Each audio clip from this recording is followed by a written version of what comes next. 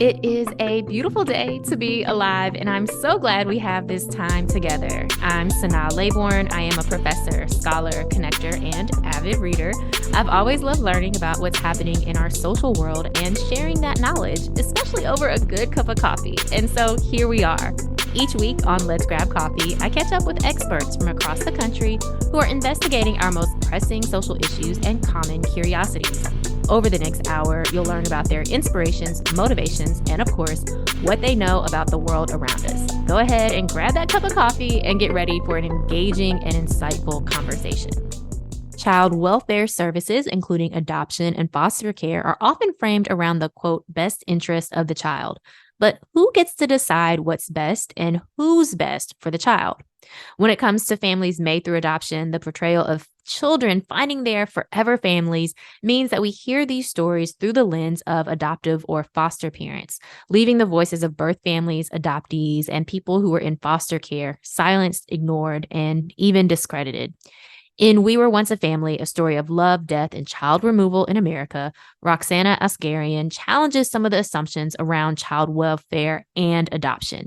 She centers the birth families whose children were murdered by their adoptive parents in a highly publicized 2018 murder-suicide, and it's through her investigative journalism that she exposes the harms baked into the child welfare system. Roxanna was a law and courts reporter for the Texas Tribune. Previously, she covered the child welfare and criminal justice systems as an independent reporter in Houston. She received her bachelor's degree in journalism from the University of Texas at Austin and her master's degree from the Craig Newmark School of Journalism at the City University of New York. She joins us today. Hi, Roxanna. Thanks so much for joining us. Hey, thank you for having me.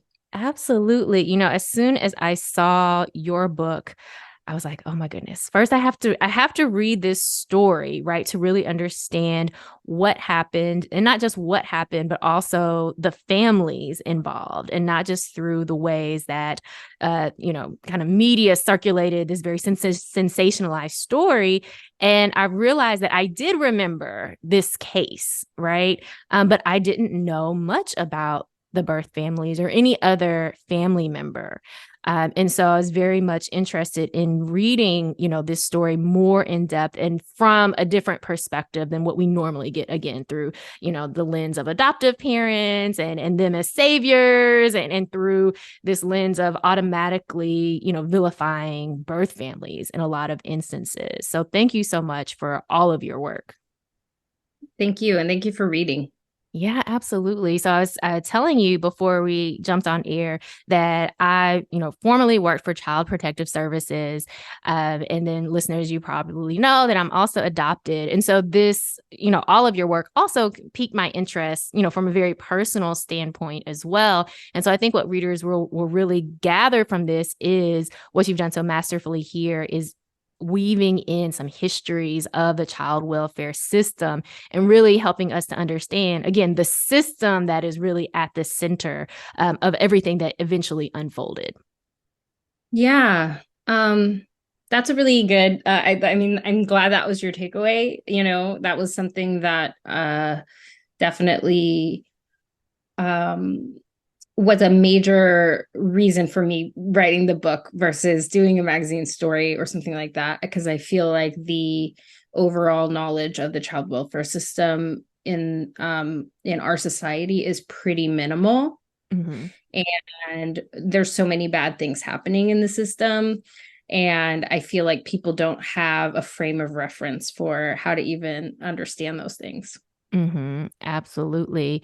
Well, I'm wondering if you could just start by kind of for our listeners who aren't aware of, what your book is about, or the case that really is the center focus of the book. If you could talk just a little bit about the Hart family, but also the children that are involved in this case. Sure. So in March 2018, a family was found at the bottom of a cliff in California. And it turns out that it was two white women, a married couple, and their six Black adoptive children. And it became clear that the mom who was driving did it intentionally. So it was a murder suicide. And the family was fairly well known in the Portland area. And one of the kids had actually gone viral in a photo of him hugging a white cop at a protest for the Black Lives Matter movement. So it immediately got a lot of attention. As you can imagine, it was extremely tragic. Reporting started coming out almost immediately about a sort of trail of abuse allegations that were made against the women over the decade that they had the children. Mm-hmm. The way I got involved with the story was I was a freelance journalist in Houston, Texas, and I got a call from one of my friends at the Oregonian, which is Portland's daily newspaper, and they had found the names of the birth family of 3 of the kids. So there are 6 kids from 2 separate sibling groups. And so the way that I got involved was they asked me to knock on their door and see if they would give me a comment about what had happened to the kids. Mm-hmm. And there, as I was reading this case, and you kind of mentioned it, these women, Jennifer and Sarah Hart, a married couple, they have these children for, close to a decade. And there are a lot of allegations that are happening through that time. But yet they still, have adopted these children and are approved for adopting. As you mentioned, they have 2 sets of 3 sibling groups, and they're able to adopt that second sibling group, even as there are allegations of child abuse while they have the first set. And I think that, as you tell this story, we see the many failures in the system, and also the way the system is operating as it is intended to operate as well. Yeah. Yeah. So all 6 of the kids are from Texas. And so I had spent a couple years prior to getting this assignment, starting to dig into the child welfare system in Texas. And so, so when I got this assignment, I was kind of seeing it through that lens already, right? Because I did a long form story about the federal lawsuit against Texas for how it's failing the children in its care. And that's a lawsuit it's still ongoing. So this was like 13 years ago now, and thousands of documents, multiple plaintiffs. And I got to know really deeply, like, some of it's so alarming. It's so depressing to really read about and think about what's happening to these kids. And so I think, that's something that it felt a little bit faded, to be honest with you, because the story was such a big national, and it was like, I was seeing it unfold in mainstream news, and it was missing a lot of the components that I thought gave that kind of deserve some accountability from the systems itself, so we're talking about the women a lot. We're talking about how they grew up, we're talking about their sexuality, we're talking about their psychology, and this is all, a lot of this is conjecture, because the women had a very sort of they had a very public presence, but they were very private people, and there weren't very many people who actually knew them well. So I felt that it was like a frustrating line of the narrative was frustrating in multiple ways. Like, the first way is that we can never really know, like, why someone does something terrible, right? And secondly, that felt almost, the action was horrible, and there's no accountability there because those people are all dead, right? The women died along with the kids. But then it's like, why? And then, as it was coming out that there was abuse investigations, like, as you said, before the second set of kids were adopted, that was while they were in Minnesota. There was one of the women actually pled guilty to domestic violence for abusing one of the kids and served probation. Then they pulled the kids out of public school. They moved them across the country. There was yet another abuse investigation in Oregon. And then finally, right before they loaded the kids up in the Yukon and drove them to California, they were about to be investigated yet again in a third state, which is Washington. Mm-hmm. And I mean, just even that, knowing that, and for listeners, of course, who probably haven't read the book yet, it gives you a sense of what's happening in these women's lives as they're supposed to be caring for these children, but also the ways that they were able to really evade some of these systems as well, in a way that the birth families were not able to get out of the radar of the child welfare system. Yeah, and that was so striking, right? I think this specific story is it's very rare that one story can really talk about so many different failures of the system, because there's a lot of problems, and and so this situation, because it involved two birth families who had different issues, right? Because the kids were Black, and because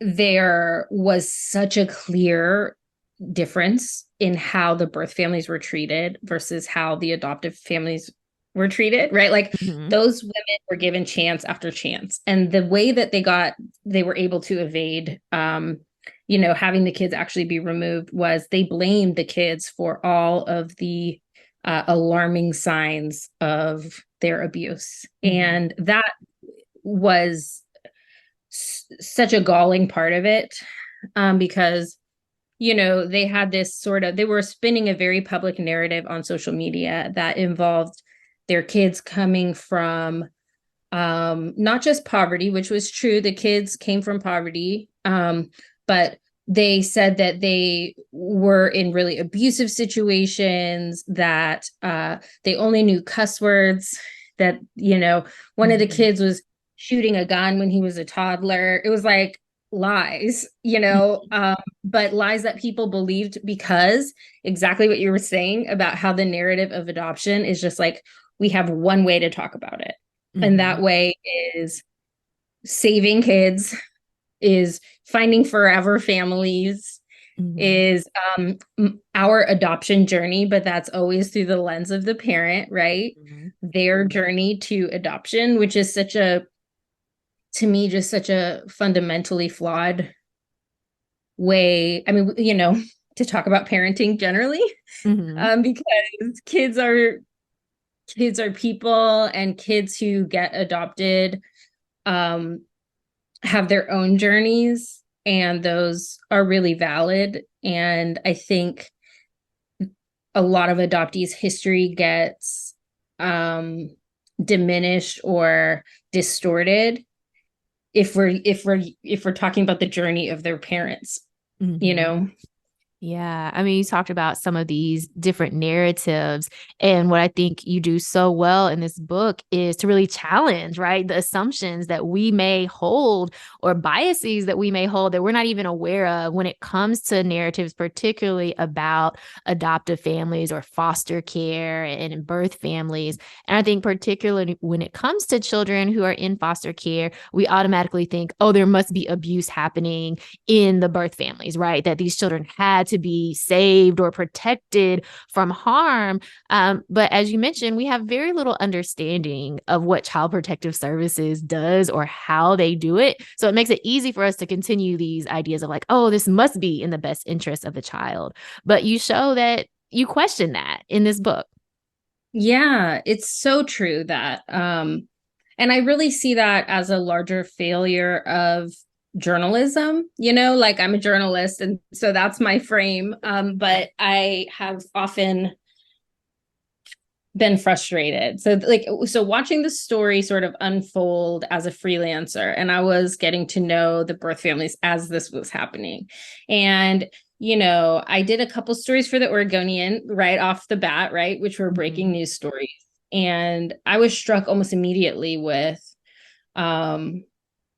how, well, first of all, the grief that the parents were experiencing was so intense and overwhelming. And I could sense, first of all, they invited me in, right? So they were like open, they wanted to talk. They were extremely shocked and confused by what had happened, because they had been telling themselves a story about how their kids must be doing okay, because that's what they needed to tell themselves in order to get through it.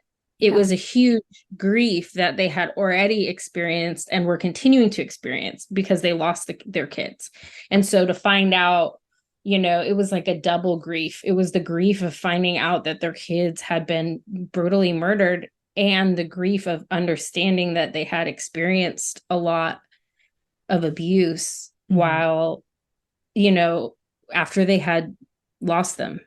Mm-hmm. Yeah. I mean, you talk about in the book how, birth mothers in particular, because those are, the folks that you're talking to a lot in this book, they're still mothers, right? Even though their children aren't in their homes, they're still mothers and they're still, actively grieving that loss daily.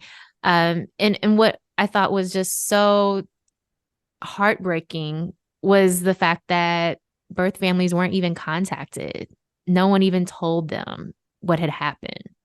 Yeah. That for me was really, um, I was struck at a lot of different points at how little dignity Mm-hmm. they were shown in the process. So, you know, we see a lot about victims of crime in the news, obviously, and then we see families grieving a lot in the news. And I feel like in this case, it was they weren't even allowed that space to grieve their kids. And, you know, so the first family, they're the Davis family, and the second birth family, actually, those kids were adopted first, and they're the Sherrick family. And I was able to track down that family 6 months after the crash, and I realized that they didn't know. So, like, you know, I got some records from the sheriff's office that were publicly released, and I Mm-hmm. found a last name. And so I started kind of sending some people Facebook messages. They're in the Corpus Christi area. That's where they were from. And so um I got the grandma, and she clearly did not know. She Mm-hmm. said, "Yes, those are my grandkids.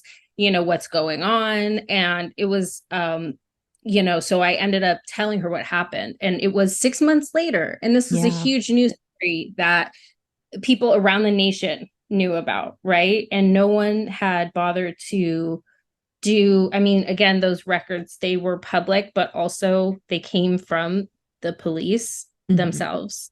And in this case, not all of the kids were found after the crash, and some of them were found later, like after an extensive search. And so they actually were they needed the birth mom to send a DNA sample so that they could confirm that some of the remains that they found was one of the kids, Hannah. That's who they thought that the remains were. And so when Tammy, the birth mom, found out, she immediately submitted DNA. They read everything about the case that was all over the internet. Mm-hmm. They too were extremely shocked and like horrified. I mean, just beyond, it's like hard, like beyond comprehension, really, Yeah. Um, and so she did submit her DNA. That was a confirmation that the remains were Hannah's. And before they spoke to Tammy herself, they released a press release that told the nation that they had identified Hannah's body. And so it wasn't just the fact of like they were neglectful to make the identification. It was like the initial thing, right? Like that they just didn't do it because they didn't know who it was. Like they knew who she was at that point, and they still disrespected her in her grief as Mm-hmm. a mom and as a person who loves someone who has been murdered. Mm-hmm. Yeah, you use the word that lack of dignity. And that's exactly what we see throughout this case, right? This lack of dignity, and even with what you shared, they get the DNA, so they have what they need in order to kind of move on with the case or close this piece of it, and don't even have the compassion to say, to the birth mother, right, what they found. Yeah, it was really like almost like radicalizing for me to see that play out, because I sent her the press release when I saw it, and she Hmm. said, "Why didn't they call me?" The other major piece of it is both birth moms, when they gave their rights up, they did so with the understanding that something was going to happen that later didn't happen, and things changed and they lost touch completely. So they both thought, like in the Davis family's case, Sherry, the mom, was told that she needed to give up her rights in order for the aunt of the kids to adopt them, because you can't adopt kids who have legal parents. And so Right. they said, you do this, and then she gets to adopt. But 2 weeks shy of the 6 months that you need to be in, that the pre-adoptive, home, you need to have the kids there for 6 months before you can complete an adoption.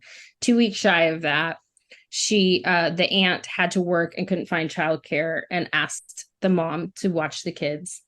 And the caseworker stopped by, saw the mom there because her rights were terminated. She wasn't allowed to be there. Hmm. And they removed the kids immediately. And that was it for that family. Mm. And I think, again, there are so many things we don't understand about the child welfare system, particularly when Child Protective Services is involved. Not just us as maybe outsiders, but also folks who are going through the system, right? You're in a state where you're concerned about what's going to happen to your children. Someone is telling you, okay, well, the best case scenario is for you to terminate these rights, and then they'll be able to go with, a family member. And what you don't know is that they could go to a family member or they could go to anybody, and you don't get a say because you are technically no longer a part of their family anymore. Yes, I think that it's very clear that most birth mothers do not understand that what a termination means is that you are no longer legally entitled to know anything about your kid. In some cases, you're not allowed to know anything about your kid, Mhm. and you have no say. What they have told you might happen has nothing to do with how, I mean, it might work out that way, but it really, once you give up your rights, you don't, this is what Tammy said, my right to know anything went away. Like, I spoke to another birth mom while I was reporting this, and she was like, they expect you just to disappear. Mhm. Yeah. um and that you don't, like, that the piece of paper says you don't care anymore, and they just assume you don't care. And that it's like the assumptions that are made when rights are terminated have like nothing to do with the reality of what it means to be a mom. Mhm. I have a kid, and he was 1 when I started reporting this, and so it was just like so obvious to me, Mhm. that it doesn't, like a piece of paper doesn't make me his mom. Like, Mhm. I mean, we have the birth certificate and all that stuff, but it's like I'm always going to be his mom. That's a core part of my identity. Mhm. And it seems like the fact that we assume that's not true for these moms is so loaded with judgment, shame, blame. And a lot of times what these moms are dealing with already is their own childhood trauma, their own conditions of poverty, and so it felt really cruel to me. Mhm. Yeah, absolutely. I mean, throughout the book, the cruelty, I mean, that really is what's happening, at various stages throughout the process that you describe. And, part of what really struck me is, that termination process, that termination plan is happening oftentimes or being pursued at the same time that reunification is supposed to be also happening. But it seems like, particularly in this case, you detail the ways that termination was really the goal for the people working this process, through the pipeline. Yeah. Yeah. And how, I talk about the courts that terminated the rights and sort of what was going on there. And like it, the lawyer for the Davis family, she said, it's like an assembly line to them, right? Like this case is one of hundreds on the docket, and we got to clear the cases off the docket. And what they think of as permanency, like they truly thought that this example, like these kids, this was a win for them. They got them adopted. Um, you know, two sibling groups of three, those are hard. Like it's hard to to get sibling groups adopted, right? But and so they kind of they were done and they thought cool, and that was it. And then they continued to pay the two women for monthly for the rest of those kids' lives. And I think it's really like it's really telling that permanency to a lot of people in the courts means permanent adoptive home.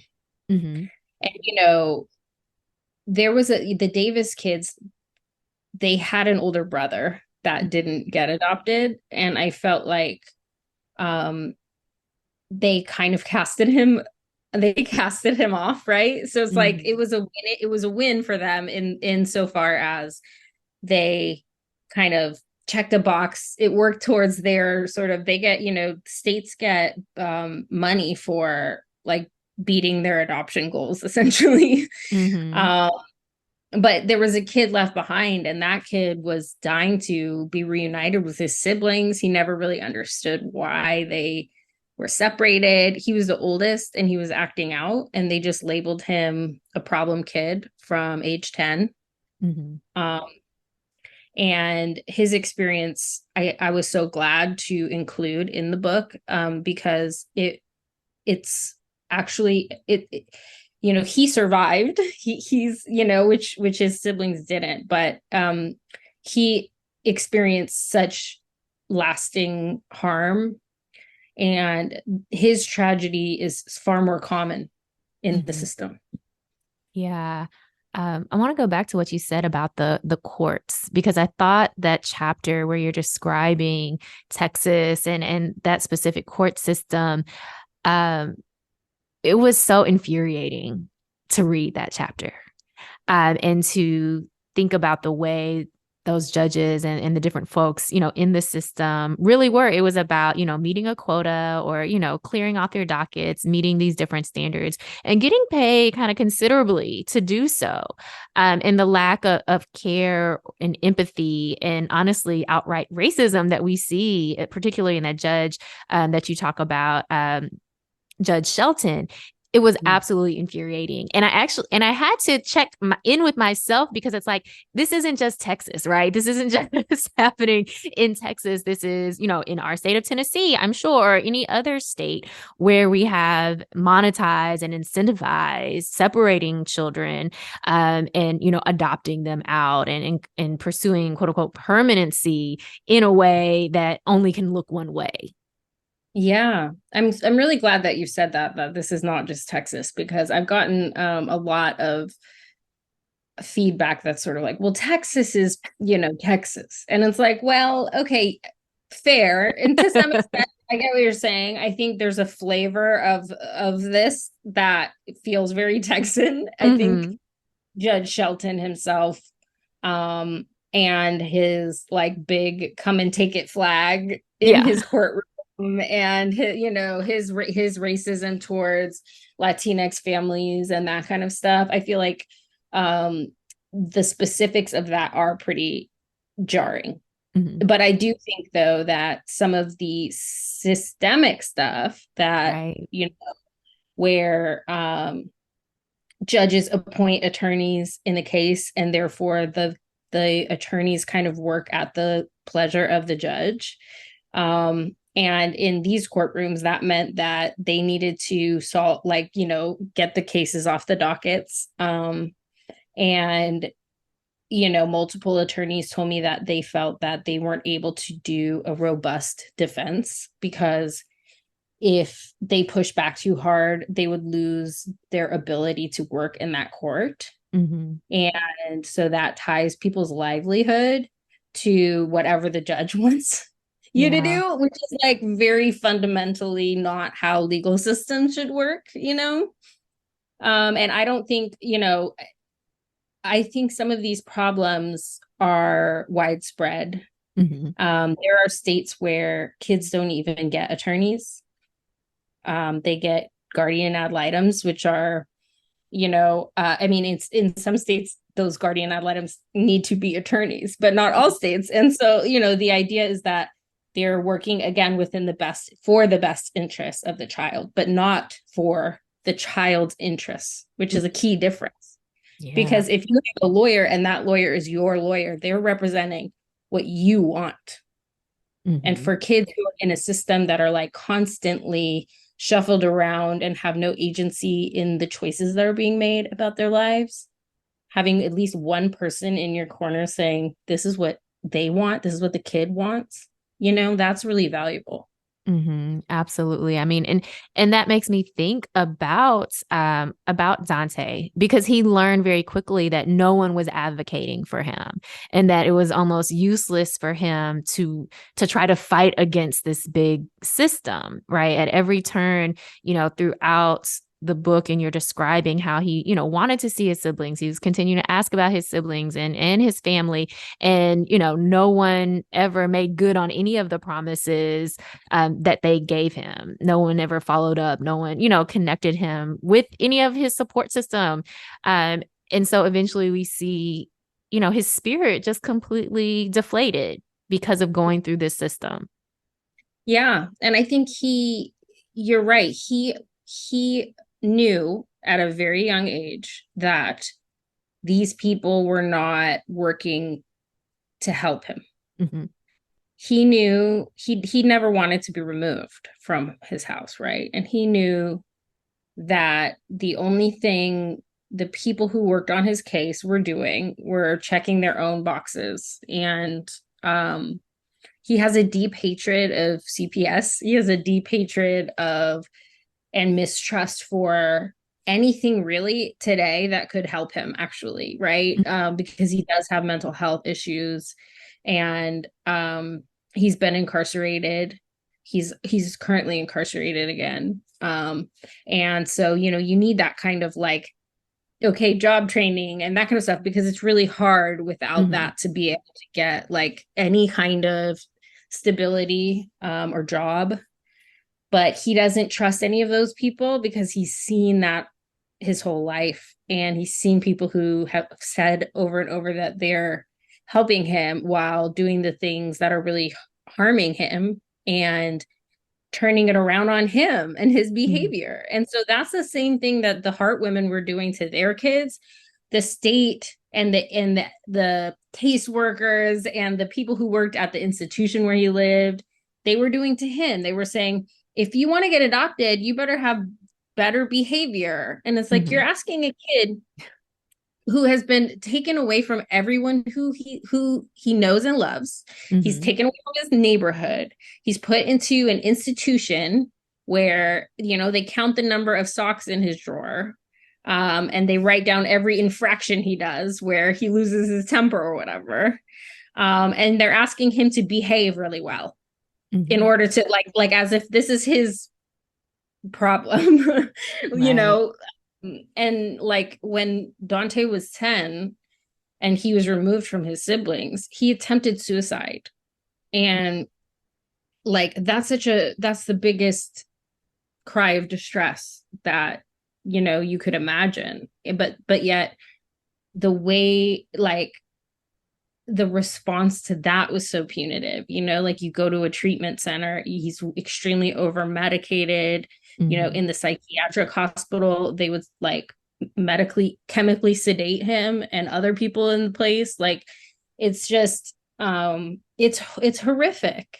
And Mm-hmm. so seeing how he is as an adult, it was really hard because he didn't trust me. Like it took a Mm-hmm. long time to build trust with him. And I often feel, I still feel this way, kind of like I have to start from scratch. Like we don't talk for a few months, and then it's like he's like, "Oh, I didn't think you'd be like, Mm-hmm. what are you doing here? Didn't you get your thing that you needed?" Like that's how he assumes that everybody is. Mm-hmm. Yeah. And I mean, that's, what he learned, right? He has all this data, right, from his own life that shows Right. him that Yeah, this he's not is, wrong. I yeah. mean, he's not wrong. It's like it's hard and sad to think of the way that he sees things and relationships as very transactional and stuff like that. But like, he was not wrong that they didn't have his best interest in mind. They didn't. They clearly didn't. And, you know, they harmed him in a way that was really lasting. And, you know, ultimately he had a kid. I got to know that kid. That kid also got removed by CPS. And so we're seeing, like, again, another very common thing that happens where people who have system experience have children who end up in the system. Mm-hmm.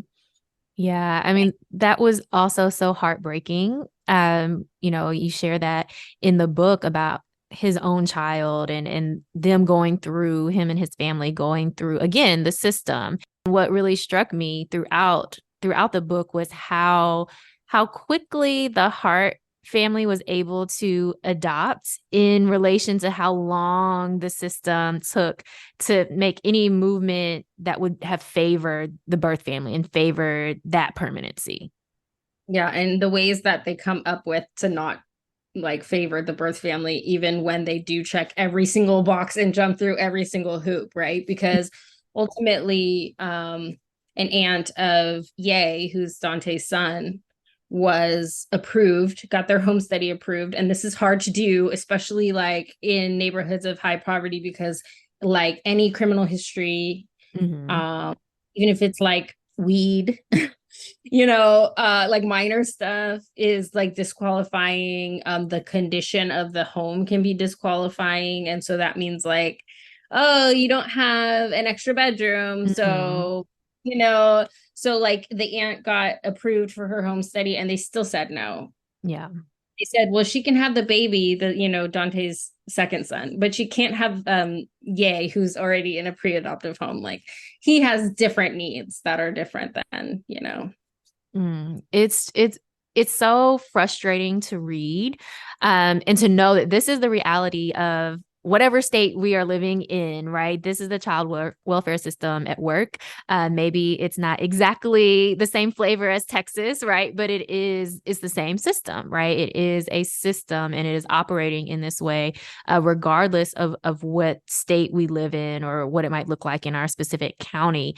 And you know, for me, having worked previously with child protective services, you know, I was thinking, oh, I can help children and families. But I quickly learned that we're not helping children and families, right? We're doing a lot of paperwork. We're, you know, following these guidelines, but we don't have the resources to actually really help families stay together.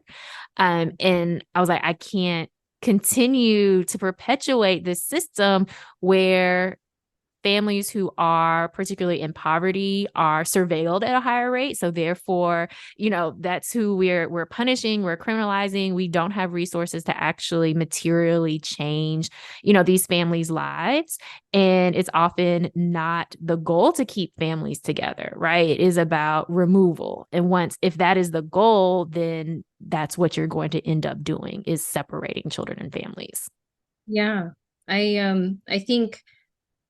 I think that your experience of like having, you know, I think a lot of people get in, I mean, I would say most people go into, you know, working for the child welfare system because they want to help kids. And they often have some personal connection to, um, you know, understanding childhood, like, you know, the harms that childhood trauma can cause, right? Mhm. And I mean, that's how I got involved in this work too. Like, I could understand the sort of impulses of somebody like Dante because, you know, like I understood the coping mechanisms of kids who aren't getting their needs met, you know. Yeah. But it's so true that we have, you know, and this is also a public misconception that the child welfare system has supported, like, you know, they have quote unquote services, but those are services that the parent must complete and in order to do right. So they're Mhm. like punitive minded services. Yeah. uh, for instance, like if you're struggling to keep the lights on at home and your kid gets there's a neglect investigation, and you're given a service plan, and part of that service plan is a parenting class. Are you in a good frame of mind in that moment to like get things out of a parenting class when when your kid has been removed, when you're really, really, really stressed out? You're already struggling. You were already struggling financially ahead of that. And now you must be at a certain place at a certain time. And if you're 15 minutes late, they close the door and you get a mark on the thing, and, you get berated in court. Like, that's not, or, wouldn't it be really cool if like someone who was struggling to keep the lights on could get financial help to keep the lights on? Like, and what would be better for the kid?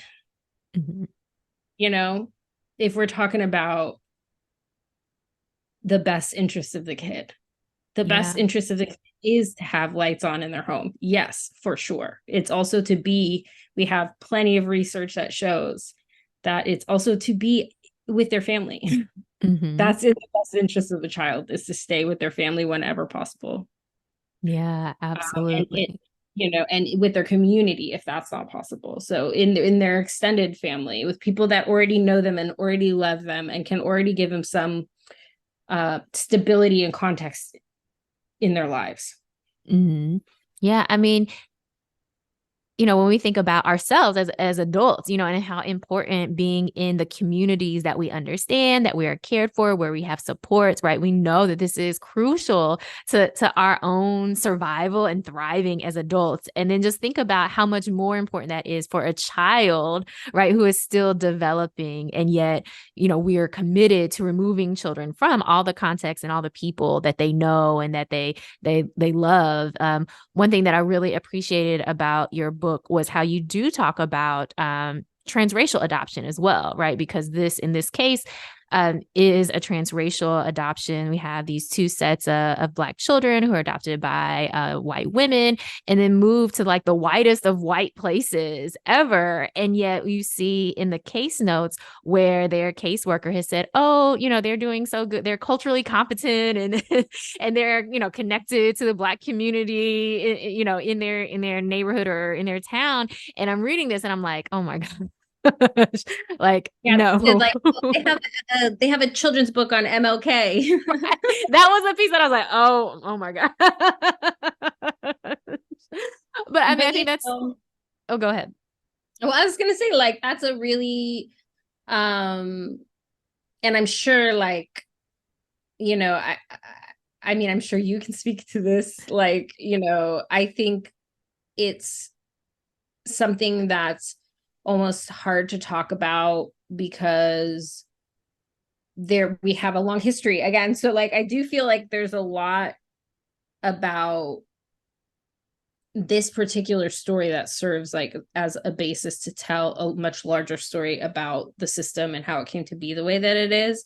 Because, again, if you just individualize every single story, and then you move on, you're not taking the lessons that we've actually like lived through and accumulated. And then you're still we're repeating the same thing over and over and over again. Yeah. And I thought that was so important, right? So we, of course, we have this case at the center, but you're able to really illuminate the systems and the histories of those systems.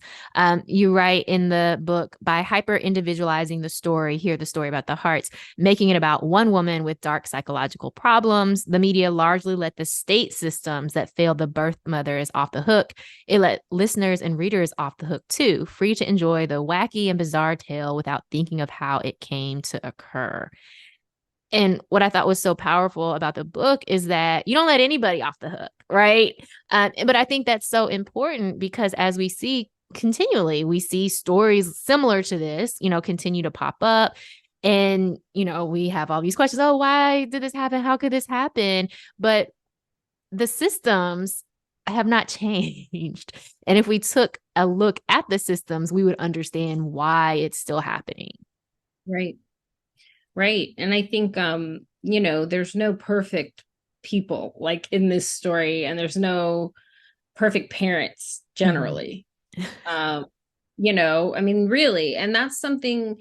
And the other piece is like child abuse is real, right? Mm-hmm. So, like, what you're talking about, like systems that are, because people will say, like, so what are we supposed to do? You got to like, when kids are getting abused, what do you, but the thing is, if the system is not, if the system has been set up to surveil and punish certain people, Mm-hmm.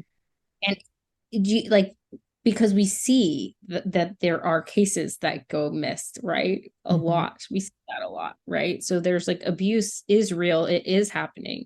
But that doesn't mean that, like, you know, I've been doing a lot of stories lately about the sort of legal rights of parents during investigations. And it's like ultimately, it is very similar to the police.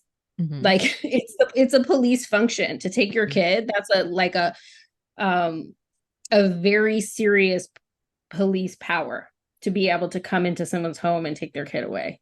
Mm-hmm. Um, and I think that's something that we have to think about that through that lens and treat it with that kind of seriousness. But because like ultimately, the UN definition of genocide includes taking the children of groups of people and giving them to other groups of people. Like in the war between Ukraine and Russia, for instance, like we're seeing current day stories of Russian forces taking Ukrainian children, quote unquote, orphans, right? And Mm-hmm. a loaded term of orphan because, you could say Dante was a legal orphan, right? Because his parents' rights were terminated. But like he's not an orphan. He has Mm-hmm. parents. And also that was like a state created role they gave him. Mm-hmm.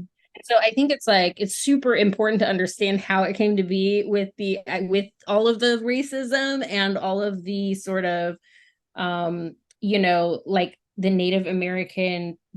the genocide against Native Americans is like such a foundational part of how we came to think about taking care of other people's children in quotation marks. Mm-hmm. And all of that stuff, it's like if you don't think about it that way, it's very easy to think, okay, that's a bad mom and her kid got taken away because she's a bad mom. But Yeah. like, when you mention that, like for like you were talking about kids and trauma and how community is so important. And it's like I have personal experience with that because I have childhood um trauma, and I had to sort of cobble together a community of friends and friends' parents and other people that helped keep me stable and okay. And I was able to get through and out of that, right? And I think about what would have happened if I wasn't able to have that community, because that community really kept me safe, Mm-hmm. and like helped me build resiliency. And we talk about resiliency for children, but like you have to the true resiliency comes with support. Like nobody should be dealing with it alone, Mm-hmm. and no kid should be dealing with this stuff alone either. Yeah, absolutely. I mean, I think this book gives us a moment to really question the narratives that we've come to accept about children and families or child permanency and the child welfare system, but not just to question, our own beliefs, but also to think about, okay, what can we do to make some sort of change? Because we see what the results of this system have been over decades, right? So it is time to actually reconsider what can be done differently and then how we can become a part of that process. Yeah. Yeah. I think the two key things I think is like we are a deeply carceral society, right? Like we have Mm-hmm. a huge mass incarceration problem, right? And I think we have an urge to punish people that we learn from a very young age. So this is a societal thing, right? It's no personal like but I do think there's a personal component to it, because if you don't like question why the punishment feels like the most important piece, when we're talking about taking care of children, and again, abuse is real, like child abuse is real. And like, but when we talk about caring for children and taking care of them, we have to talk about like what if that conflicts with punishing their parents? Mm-hmm. Because we say we care about these kids, and these kids are not being cared for. Like the kids in foster care are not being cared for. Yeah. And it's a rampant systemic problem. It is not, and I'm not saying that there's no good foster parents. I'm not saying that there aren't good intentioned people. I'm saying we can see it all over the country in individual stories and in the numbers and the data. Like we're not caring for these kids. Mm-hmm. Yeah, we got to bring more care into our daily practice, into our communal practices. Um, I'm wondering, how are you caring for yourself? I know a lot of the work you do is investigating the child care system, and that can be very heavy work. So I'm wondering for you, what are the ways that you're taking care of you? Yeah, that's a great question. I think it's looked different depending on the stage that I've been at in the process. Where I'm at right now with it, the book is done, but I'm taking a break on the sort of trauma heavy side of things. So I'm still writing about policy, and I'm still, doing that kind of stuff. But I've been trying to, because like I mentioned, I have my own personal trauma, history. And this was extremely traumatic. Like this story was really, really hard to tell. And I want to be honest about that, because it's like, I think especially journalists like can be Mm, like, this is, not about me, this is the work, and it's like, the story isn't about me, but the work that it has an impact on me. And I think we see it in the child welfare system with people who get really traumatized by the things that they're seeing and don't have the language or support or ability to process that. And then they end up either, they leave or, which is probably, often the right choice, or they stay and they get really jaded and they get really cut off from their emotions and their ability to like humanize people, because that's like their coping mechanism. And so ultimately, like, that's a long way of saying I'm trying hard. There's the regular therapy, there's the everything that you do, and it's still like a process, because ultimately, if you aren't taking care of your own trauma, that will bleed into the work you do. mm-hmm. And you owe it to the people. Like I owe it to anyone that I'm writing their story. I owe it to be present fully and to be able to witness them fully. And so, right now that means I'm not doing that, because I don't think I can do it, Yeah.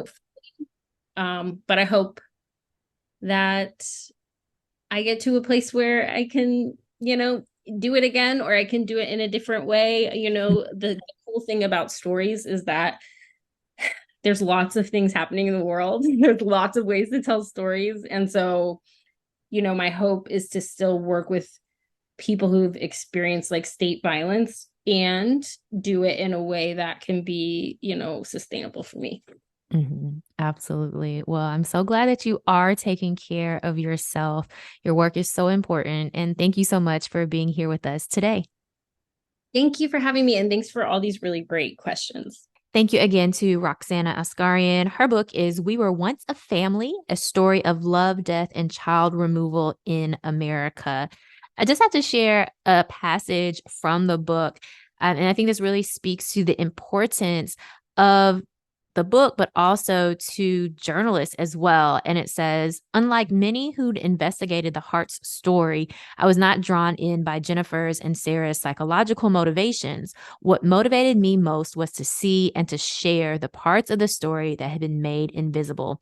the real and complicated families these children came from, the children themselves, and the involvement of a system that directed the course of their short lives, a system that remained unaccountable for their deaths. I think this book is an absolute must read for anyone who is invested in our children, for anyone who truly wants to see the best interests of children served in our country.